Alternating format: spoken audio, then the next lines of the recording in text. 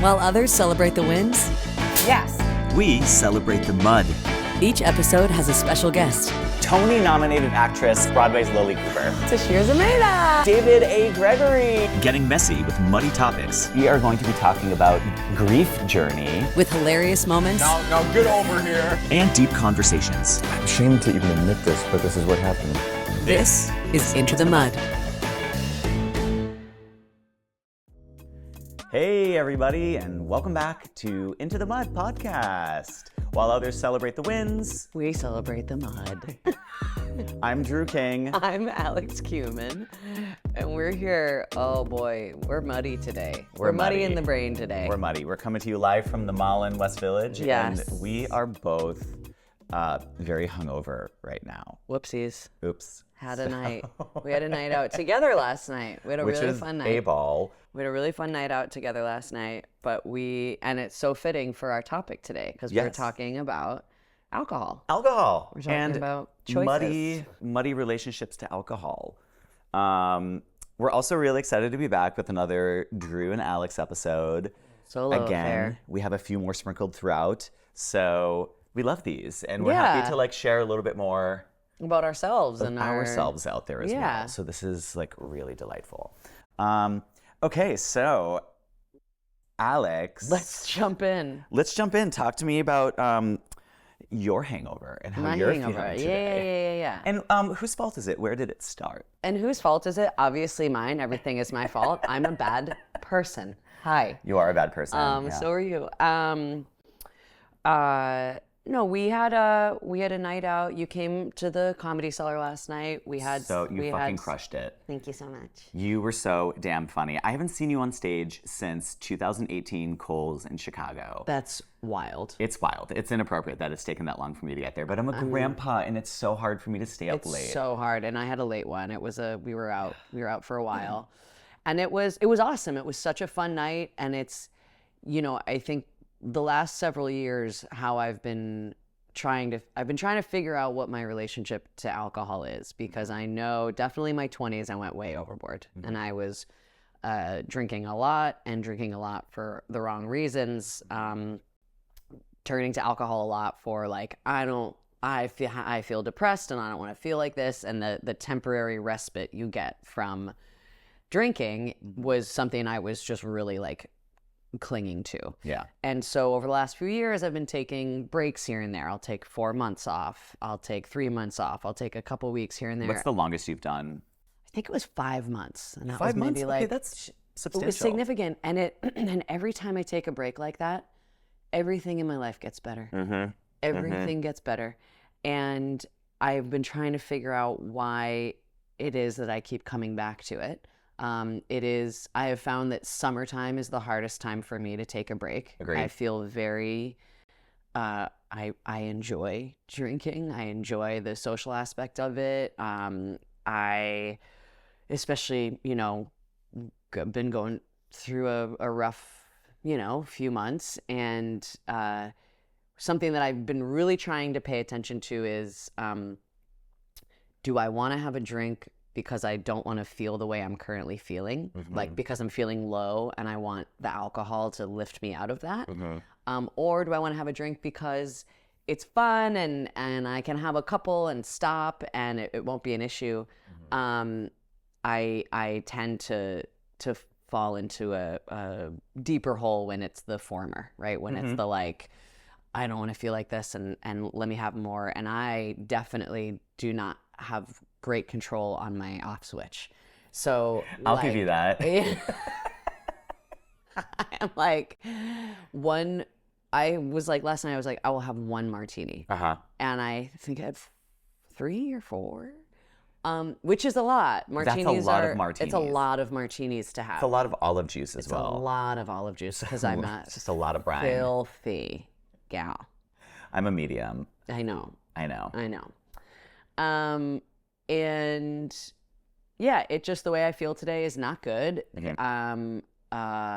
I never feel good after a night of drinking. Absolutely not. I don't think anyone does.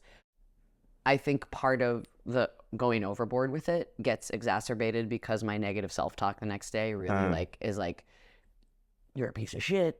you can't control yourself. You know that doing this is, you know that drinking is bad for you, especially post-cancer stuff. Like, and it really drives me deeper into a hole to the point where it's like, so why do you drink at all? Like, I go through this cycle every time. Like, I just want to have fun. I just want to forget about whatever issue I'm facing right now. Yeah. And then I go overboard, and then the next day it's like just barrage. Well, it's a depressant, of course. Yeah, Alcohol is a fully, depressant, and fully. it's chemically altering your state of mind. Yeah. It definitely causes anxiety. It definitely helps like feed the depression beast.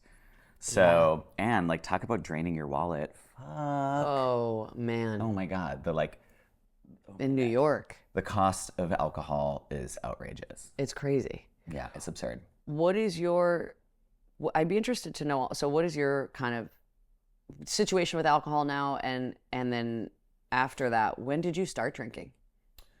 Oh, this is a good question. I like this. So I was so like super straight edge. Like I didn't do drugs. I was like the poster child for DARE as a kid.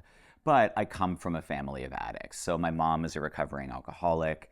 She got sober when I was about 5 or 6. And she drank heavily and I think was partaking in probably other party drugs. Would she drink at home? And what was She'd drink her- at home, she'd go out, she'd party. I was so young, I don't Yeah. remember. But I do have memories of like my mom being like hungover on the couch. And I actually had this conversation with my dad about it a few weeks ago when I was back home. And he was kind of, my dad's pretty private about a lot of that stuff regarding my mom, but we're just starting to like crack the surface and have conversations with him about it. And for those who don't know, my mom and my dad divorced when I was 6. I was like in kindergarten when they got divorced. My mom got sober, and then her and my dad got divorced right after she got sober. Okay. But my dad told me this crazy story that blew my mind. He said there was one time my other siblings were at school. My mom was super brutally hungover after like a full night of drinking, and I guess she was like hungover on the couch, and she called my dad, who was already at work, and was like, I can't take care of Drew right now. I'm so hungover. Like, you have to leave work and come take care of him. And I guess my dad came home from work and my mom was like passed out hungover on the couch. I have no memory of this. My dad said I was on the floor playing with knives. I was like, what? Like, where did I get knives? And the fact that like my mom like didn't even notice. Just so Like hungover on the couch. So needless to say, there is a bad, rough track record of alcohol in my family. Yeah. My grandfather was an alcoholic. My mom was an alcoholic. Thank God she found recovery. So point being is, as a kid, I was so straight-laced. I was anti-drug. I was anti-alcohol. So it wasn't until I got to college, even first semester of freshman year college, when everyone was like partying in college, I was like, nope, I don't drink. It's not for me. It's a slippery slope. And if I drink, I'm going to die, is like how I saw it. Had you like tried drinking before? No, I had Or never you even had a sip of anything. Yeah, freshman year of college, I had never even like tasted alcohol. And my first time drinking was, we had just gotten back from Christmas break, freshman year of college. And there used to be this restaurant on 98th in Columbus called China Wine, or no, it was called Pearls. Okay. But we called it China Wine because it was Chinese food and they gave you unlimited wine. So if you wanted Chinese food and wine, you go. And I felt very comfortable with my friend group, who's still my friend group now. And so I was like, you know what? I think I'm ready to try this once. I just want to try getting drunk and see what happens. And girl, I puked all over the train, all over Columbus Circle, all over my dorm. And it was brutal. Because I just kept chugging. I had never tasted it. And I didn't understand where it stopped being fun and where it started getting dirty. And my friends still remember this too. I puked everywhere. That was my first time. And was it like red wine? It was white wine, thank God. White wine. Thank God. But it was like a egg roll because we were broke college students. Yeah. And it was like, everyone get one egg roll and then drink all the wine. Oh my God. So it was like a chopped up egg roll. Just share an egg roll shared 7 ways. Yeah, with like boxed, what is it? Like Franzia? Franzia. God. Rough hangover. So let me ask you this.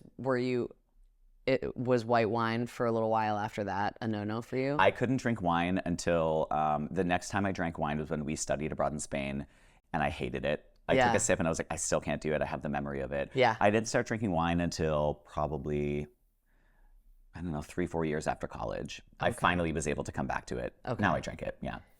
Tequila was my first. It was like plastic bottle tequila. Costco tequila. Yeah, like bad tequila, and it's now my favorite.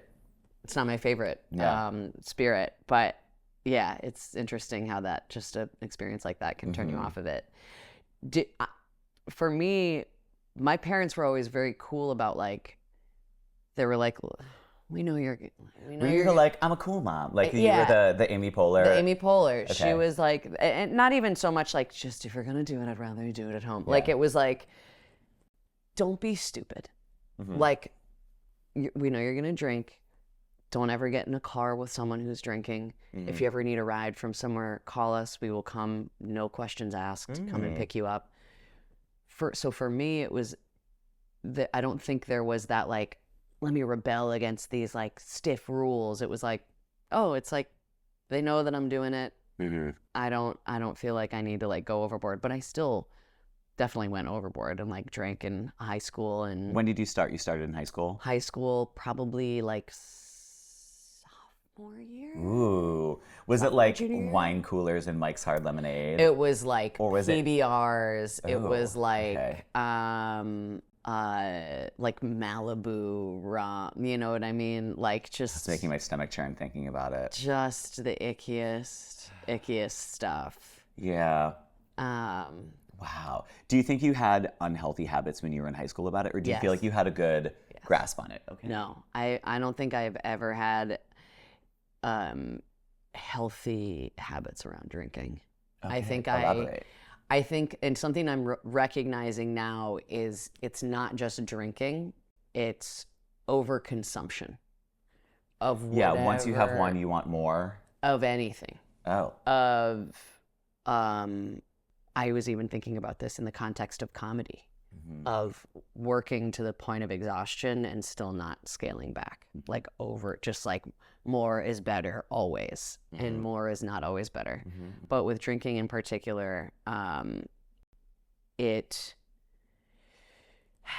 you get that like euphoric feeling, and I for sure, have dealt with depression. I have dealt with like PTSD, and having that. When you're just kind of, I think in high school and college especially, I was low mentally in college. And when you're just kind of always on that like low plane, and then something comes along that gives you just a brief like moment of like, I don't have to be so sad, or like I don't feel so sad when I'm drunk or buzzed. Like it just feels like a nice place to rest. It feels like a nice like, okay, I just want to stay here. And so, there's definitely that like, well, if I feel this happy right now, then certainly more will mean I'll be happier. But to your point of what you were saying before about like not knowing the point of stopping. Yeah, when do you cross that line? When do you What's cross the threshold?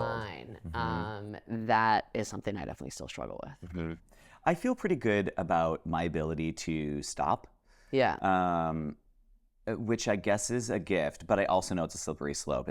I know that like, because I come from a family of addicts, I know that all addictive substances are slippery. And just when you think you have a control of something, then suddenly you turn around and you don't have control of it anymore. So I have to kind of constantly keep it in check, especially because I know that addiction runs in my blood. Yeah. Addiction comes out in varying other ways in my life, but definitely alcohol. Alcohol was one that never challenged me, but lately I'm feeling challenged by it. For me, it started during the pandemic. During the pandemic was the first time that I started, drinking by myself at home. Yeah. And I would never do that before. That was never a thing. I would never, make a martini and cook a big elaborate steak dinner. Yeah. That was never a part of my habit, but because of isolation, COVID, and literally not having anything else to do. Yeah. The idea of having a cocktail and getting giggly with your friends on Zoom and then having 7 cocktails was like a blast. And if you're hungover, it doesn't matter because you have nothing to do the next day because the world is shut down. Yeah. So I definitely developed some sticky habits there. Mine is, my issue is more consistency of like, I'm having a beverage probably almost every day out of the week. Yeah. But I do know how to cut it off because I hate being hungover and I'm a grandpa. So I can be like, okay, I had one martini. Yeah. I'm good now. I'll take a gummy and then I'll eat my dinner and I'll go to bed. Do you feel after you have one martini, do you feel like buzzed? Or does one martini? It's my tolerance is getting, it's stretching. Yeah. Because of it. Yeah. Now it's like I'll have 2 martinis. So I'm like, Right. are we pushing into 3 martini territory now? Right. Like, Which is bad. a lot. Like that's a like lot. what was it? Ordering my like 3rd one last night. I was like, this is like, and I know it as it's happening. I go, you know that this is too much. But fun. But Yay. it's so fun, and and that's what it is. I get caught up in it's so easy. It's social. It's social. Yeah. It's such a social thing, and it is so, especially in comedy spaces where it's free or cheap, or especially when I was starting out in comedy, often the way that you got paid was in a drink ticket. Like it's so accessible. And I think, And it belongs in the late night culture. oh yeah. They go hand in hand. They're Yeah. married. And unfortunately, it's like I had like a great set last night. You know what I mean? Like I You crushed it. And how deep were you? Were you like, I don't, I one? never, no, one before stay. I never, I don't. Because you got to be clear for You got to be clear. that. I do remember early on in my comedy career, and this was when I was still living in Chicago. I had a show. It was kind of a low stakes like bar show, but it was still, it was a show. People, people were there to watch a show. And I remember being very drunk. I remember being on stage and being very aware of, you're drunk. Like my words were like, Were you bombing? Or were you crushing? I wasn't bombing or crushing. Okay. But I noticed I like stumbled over my words a couple times. And then I remember just not feeling sharp. Like I remember just like being like feeling just like a step behind my brain. And I remember very specifically being like, I got off stage and I was like, that never happens again. This is your job. This is your This job. isn't like, and that I'm very happy that is like where I've been with it. And I was talking to someone recently who, I think a lot of, especially in New York, there are a lot of comics who don't drink at all, which is great. That's incredible. And I don't know if I am necessarily looking to cut alcohol out of my life forever, but I'm trying to figure out what I want from it. I know. It's something that's hard to keep tabs on and keep control over. Yes. Because I took 3 months off this year, and fuck, I felt amazing. What did you? Yeah, tell me where everything like improved for you. So it was kind of forced on me. I had to go on a random medication for 3 months, and I couldn't drink on it. So, and I was thrilled because I was like, oh, now I have like a doctor's orders quite literally to not drink. So this is like ideal. So I took the 3 months off. My body felt amazing. My anxiety was down. My depression was down. My heartburn was down. I feel like I'm just constantly living in a state of heartburn because of alcohol. My heartburn was down. I was so productive. I was sleeping better. I was going to the gym regularly. I was more focused and intentional with my daily activities. I was more present with my friends. Everything. There was literally nothing negative about not drinking. And I sometimes, because I'm such a social butterfly, as are you, it feels like every social engagement I have comes with alcohol. So if I'm seeing friends 6 nights out of 7 nights this week, it gives me anxiety because I'm thinking, fuck, oh my God, I got to spend money. I'm going to see my friends. We're going to drink. I'm going to be hungover. I still have so much to do. When I wasn't drinking, I was so joyful to see my friends 6 nights out of the week because I knew that I could show up. I could have a mocktail or like a Peroni 0% or whatever. Right. And it was so chill and easy and mellow. And I just went home and I went to bed and everything was great. Yeah. So it made me sober curious. There was part of me that was like, oh, I want to do this. One of my goals for the year was to stop drinking until New Year's Eve. But hey, that didn't happen. But I might go back into it. Part of me is trying to reconsider, like, what am I putting in my body? What things am I putting in my body? Food, alcohol, and what things am I putting in my brain and in my body? And I just feel overall more healthy when I'm not drinking. Yeah.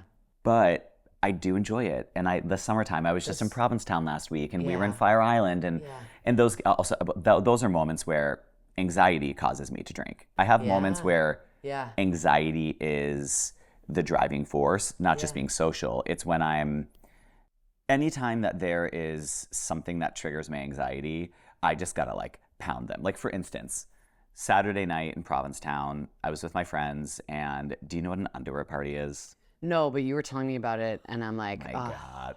It's like a gay thing. Lots of gay, so fucking gay. So gay. It's a lot of gays partake. It happens a lot in like queer gay spaces.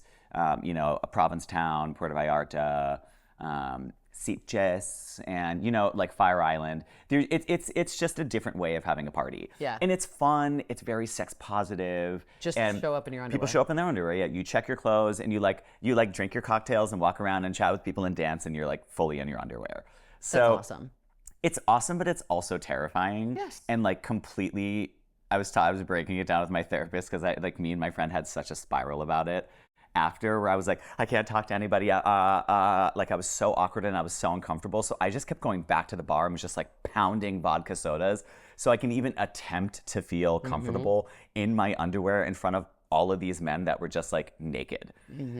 Talk about uncomfortable and awkward. But that was a moment where I was so anxious, I needed alcohol to get through it. Yeah. But I was with a friend of mine who's stone cold sober, and he was free as a bird. Oh, Judson, yeah. Judson was free as a bird. Judson was living his dream at the underwear party and felt confident and sexy and hot in his underwear. And I was like, wait, how come he can be so confident without alcohol? And I'm like having a meltdown with alcohol. Well, it almost feels like it's a mirror to reflect on, like, what are the issues that need work here. We talked actually last night about, part of sometimes I get more nervous when I have people in the audience, when I have close friends or people I love in the audience, because I have no problem in front of 200 strangers, but when there's 3 people whose opinion I very much value, I really want to do well in front of them. Of course. And it almost puts like the locus of control out of me, of like, I hope I can do well, or I'm attached to this outcome of like, if I don't do well, they're going to think less of me, or they're not going to think I'm funny, and I really want them to think I'm funny. Of course. And it's taps very much into like an insecurity that I have of like worthiness and love and all that stuff, where I was telling you guys last night, I had this moment of like that anxiety started to creep in, and then I had this really cool moment of being like, hey, brain, thank you so much. I acknowledge that. I acknowledge that you're here. I acknowledge that you're here because you want to protect me, but I know what I'm doing. Yeah. And I can do this. And I can, and that was a nice little moment. That was like one of the first times that's happened for me, which was really cool. But very similarly, it's like, I don't want to feel like in those situations, or like big audition showcases or stuff like that, where like when I tell myself that the stakes are higher, it like psychs me out. And that's when I feel the most inclined to turn to alcohol. Yeah. When it's like, when I start to lose the confidence in myself and look for that confidence. It's your liquid courage. It's the liquid courage. And so that to me is also like, okay, because it's, at the end of the day, I am the one giving myself courage. The alcohol, I don't know what the alcohol is doing in my brain, but it's still the same brain as it was before. There's just something additional in it. And so I would really love to get to the point where sometimes I feel like I need it to be able to do XYZ well. Yeah. To be able to be social in a situation that makes you feel uncomfortable. And so, yeah, I think that's where I am now. I definitely feel way more in control of my alcohol consumption than I did even 5 years ago. Great. Yeah. And was like, journaling this morning, like, no, I don't feel like I'm not like out of waking up. control. Yeah, I don't feel like I'm Yeah. out of control, but I also don't love how I feel today. Yeah. I don't love that I continue in these patterns of like, yeah, let's just have 3 martinis, have 4 martinis on a Tuesday night, I also feel, I mean, I do have certain friends where I can show up and I can have one drink. We have a great night and we peace out. And then we have our friends that it's a yes and. You have the certain yes and friends. You're a yes and friend. Sorry. My roommate, who shall remain nameless, is also a yes-ander. Yeah. There are certain people that I know if I go out with them, it's a night. And it's so funny because as I was going home last night, I was like, you knew this was gonna be it. I know. I was like, you knew that, and it's not bad. It's not bad. It's almost a level of like, we do have so much fun and we do encourage each other and egg each other on. And we're like, come on, do one more. Let's keep going. Because also, like, I also don't regret a single moment of last night. I had a fucking we were blast. losing our minds laughing on that train on the way home. Oh my God, I still have a headache today, not from alcohol, quite literally from laughing. Yes. I was laughing from the second that we showed up. Yes. All the way that hectic train ride back. Insane train ride back. I have a headache from purely laughing. So I don't regret that. Awesome. I don't regret it. There's not a part of me that's like, ugh, delete last night. Yeah. But it is that thing of like, maybe this can be a thing that you and I work on of just not doing that anymore. I know, but we just have so much fun together. So much fun. And then I'm just like, let's keep going. Let's keep doing it. Fun. Oh my gosh. But I think, and we had talked about this too, of like giving ourselves a little challenge. Because I also am like, I definitely want to get off of alcohol. I want another stretch where I'm off it for a little while. And I also want to be realistic about like, you really enjoy summertime, it's like August is approaching. Let's like keep it in check, but maybe in the fall we say goodbye for a little while. My friend Darren, he's partaken in the like dry January stuff. I have as well. But we generally, now when we do it, we tend to say like, it's gonna be like a damp January. So maybe like the sobriety isn't like 100% dry. Maybe it's a little bit damp. It's not wet. It's not soaking wet, but it's a little bit damp. Yeah. It's finding certain barriers and saying, okay, like I'm not gonna drink on weekdays, or I'm only gonna have 2 drinks, or I'm gonna have 3 drinks but hydrate in between every single one. But of course, those rules that we set for like ourselves just are out the window the second you start drinking. I think that's where I run into the issue, is that I can say, it's not like, because I could be like, well, no drinking on the weekdays, but it's like, it doesn't matter.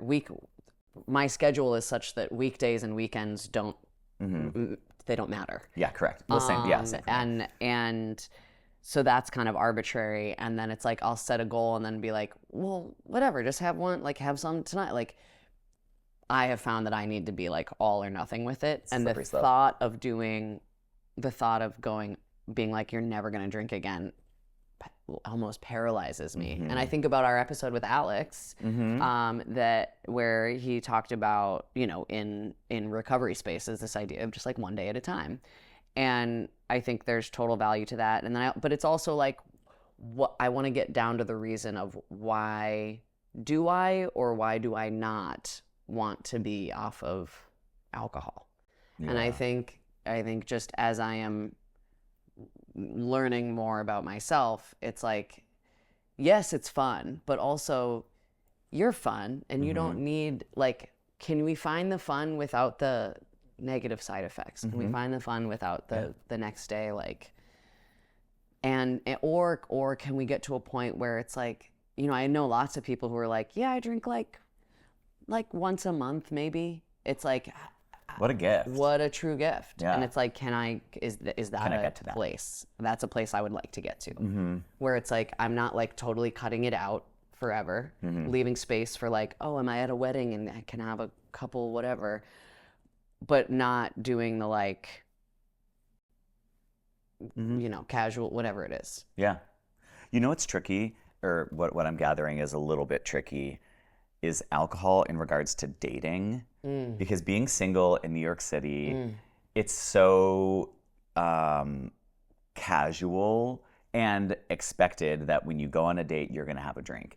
I've actually had a few dates with some sober guys, and I've loved those dates because it's What have not you done? centered on alcohol. Well, I mean, we've just gone to dinner or we've Yeah. gone to coffee. Okay. And, just have a seltzer or a Coca-Cola. Right, right. Just drive on in and get a Coke. Do you know that reference? No. Waiting for Guffman. Oh, I mean, I love, I don't know Waiting for Guffman as well as I do. Oh my God, Best she's in working. Show. She's working at the Dairy Queen, and she's like, I don't know, just drive on in, get a Coke. She's like chomping her gum. Anyway, sorry. So like, have a Coca-Cola on a date, all good. And it's when both parties are on the same page. If you're both Yeah. sober, Yeah. delightful. And I actually don't feel anxious or insecure when I go on dates for the most part. I feel pretty confident going on a date. Yeah. I feel like I know how to read a room. I know how to like have a conversation with somebody. Yeah. And just gauge how to move forward. But alcohol makes it so much easier. Yes. And if you, oh my God, the amount of times I've been on dates and then it's, well, let's get another one. Let's get another one. I'm having such a good time. Let's have another one. Let's have And then another. suddenly you're 5 drinks deep and then you're sloppily making out with this stranger. And then that's not a good look for either of you. But it's weird when I was on my break from alcohol to then be like, hey, I'm going to go on a date with someone, but they still want to drink. And it's which is fine, no Right. judgment. Yeah. But it creates like an awkward dynamic. Yeah, So I don't absolutely. know, it's just weird. Dating and alcohol. And I also don't want to fall into the trap of then I'm dating someone long term. We started off drinking heavily, and then now it's our pattern that like, oh, let's stay in tonight and have 5 martinis and watch movies. Yeah. Like, That's a for sure a pattern that is very easily repeatable. Yeah, it's just so ingrained in our lives. Alcohol is so like accepted and expected, and it feels like such an uphill battle to actively resist it. One of my friends is taking time off, and she was talking about like talks a lot about like being she's single, being on dates, and what it like. Do you tell the person ahead of time, or like do you just do you say like, hey, I'm not drinking right now, or like when you set up the date, all this stuff. And it's weird that that's a thing. There's like really nothing else we do with that, like it's just that there's that expectation of like this sort of social lubricant will be a part of this date. Yeah, I don't know. I think I wanna I definitely like, of course every time you have like a hangover day, you're like, oh, that's it. Never I'm again. Done. I want to be realistic. I want to really stick with it, and I'm trying to figure out what are the patterns or what's working and what's not working. What doesn't work for me is don't drink until this date, because then I can always find a reason to do it. Right now I'm trying to, or what doesn't work also is berating myself, being really mean to myself, all of that stuff.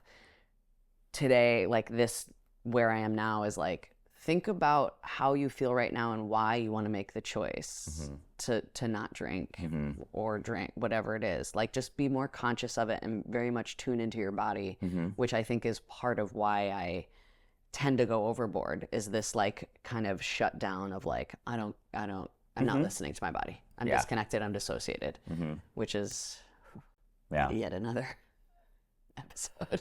Yes, girl, yes. Wait, I wanna wrap this up with not that we should be making light of alcohol, but let's make light of alcohol. Absolutely. Tell me, I want you to tell me. Kill, tequila, vodka, red wine.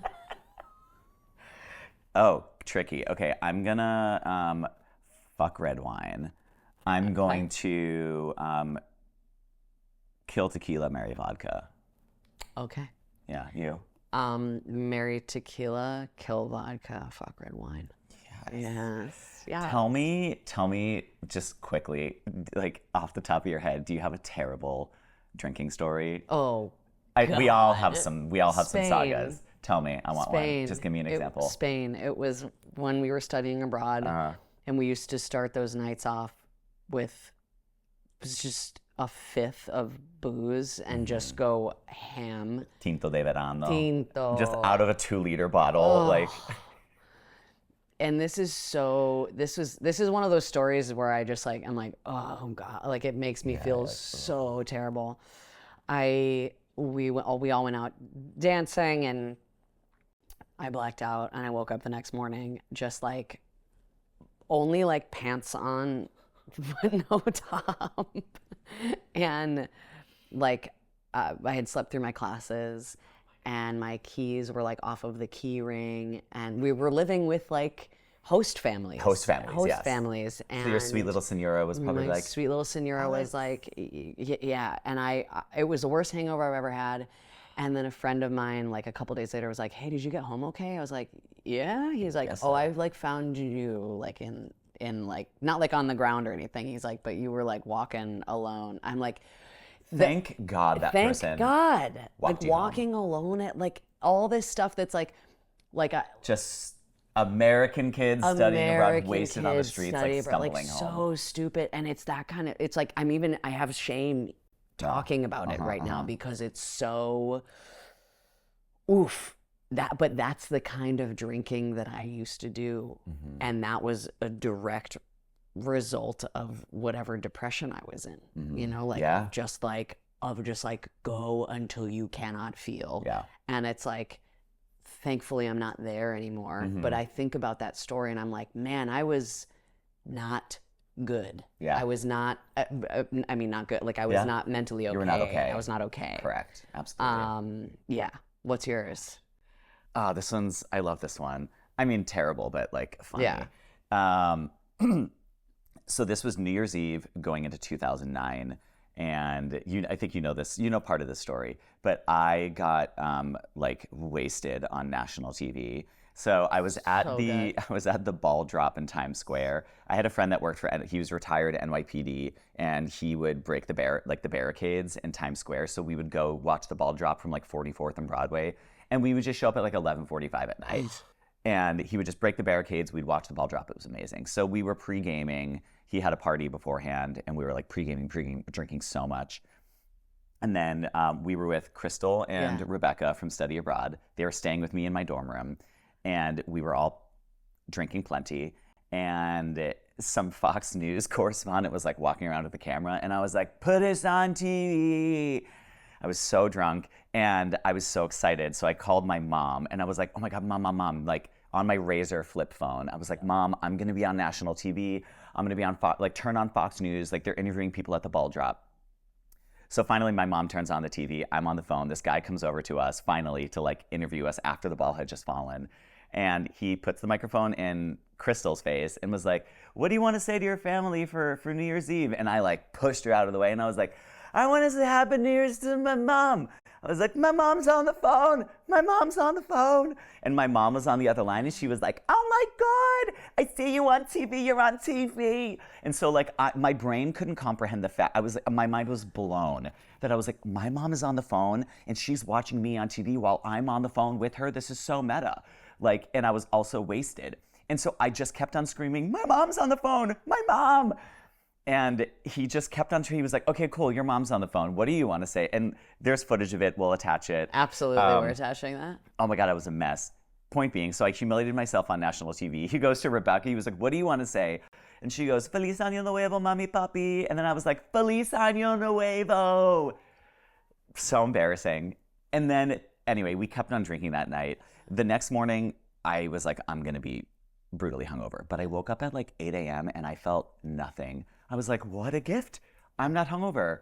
Girl, I was still drunk. Absolutely. So, but I was very hungry and I was very thirsty. And the only things that I had in my kitchen were grape juice and corn pops.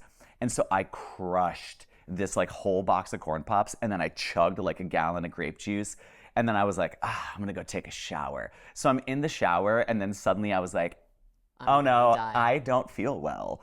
And if you think I puked up like Grimace slurry all over the shower, you are correct. I was just in the shower covered in soap, just like projectile vomiting, purple sludge that was like corn pop grape juice all over the shower.